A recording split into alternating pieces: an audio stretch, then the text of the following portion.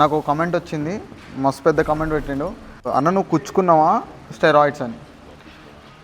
Brother పెట్టినావు కదా, నీ తప్పేం లేదు.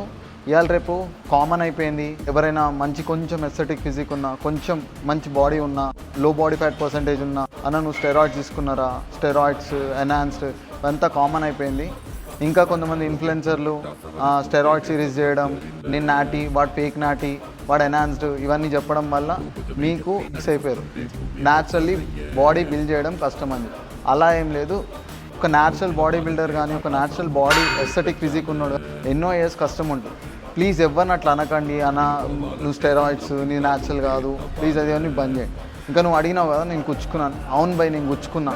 Daily chicken, eggs, whey protein, vegetables, fruits ఇవన్నీ కుచ్చుకున్నా. ఇంకోటి, మీ కమెంట్స్ అన్నిటికీ నేను ఇన్స్టాగ్రామ్లో స్టోరీస్లో కూడా రిప్లై ఇస్తున్నాను. So make sure to follow on Instagram also.